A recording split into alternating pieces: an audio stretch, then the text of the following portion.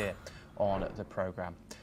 For our next story, we move over to the Middle East, where in Syria's southern Sweida province, fresh violence has broken out.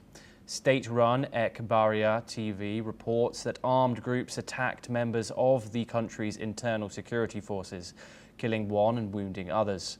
Shells were also fired at multiple villages, violating a recently agreed ceasefire in the mostly Druze region. The clashes first flared on July the 13th, where Druze factions and tribal groups over long-standing tensions.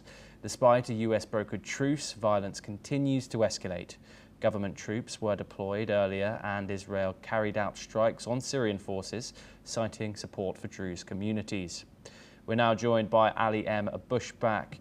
He's a Middle East researcher. He joins us live from Cairo. Ali, thank you very much for joining us on the programme. Ali, what are your thoughts on the current state of Syria? Obviously, this fragile truce is holding in the south. However, what are your thoughts on the fragility, it seems, of the state of Syria right now?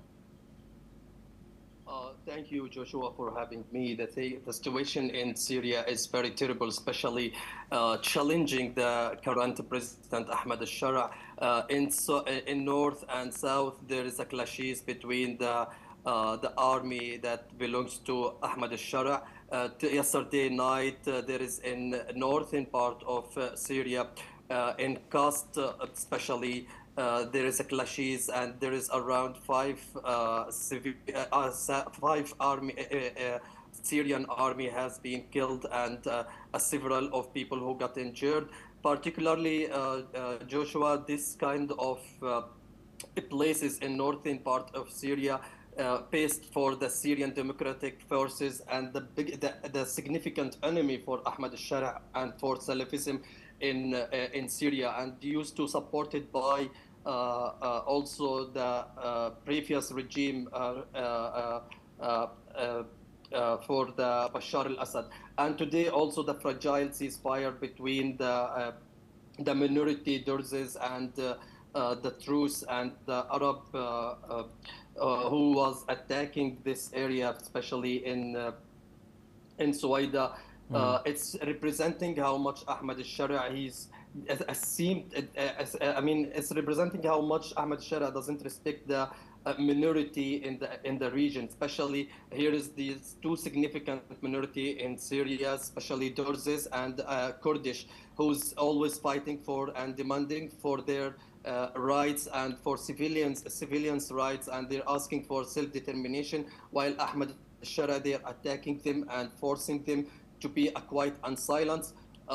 Simultaneously, Druze supported by Israel and also Syrian Defense Forces. It's supported by Western countries and supported by a previous Syrian regime. That's make it clashes, and it's exacerbated the situation on the ground, which hugely challenging Ahmad al-Shara to tolerate it and handle this kind of situation. And the clashes between the troop and the militant in Syria, especially after the fall of the previous regime and the Israelis attack for the Damascus last month, when Israel's bombardment the significant site for the regime and for the Syrian army.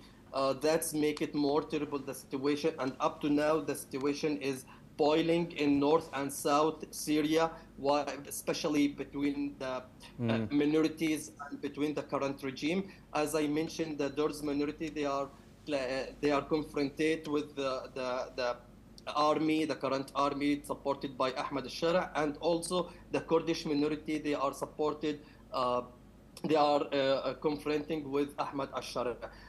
Both of them, they have a supporter which make it more difficult to maintain the human rights and maintain the calm in the region. And I guess now Ahmad al-Shara is suffering from this part of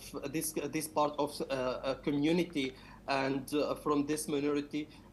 we are waiting to see how he is going to handle it. But I guess the situation is going to escalate it more and more. And while the fire of fighting and while the tragedy of fighting between the minority has been come, and we are witnessing in every week there is some clashes and there is some Yes. casualties from both of sides. Yes, Ali, thank you very much. You are staying with us to discuss further updates from the region. Now we move over to the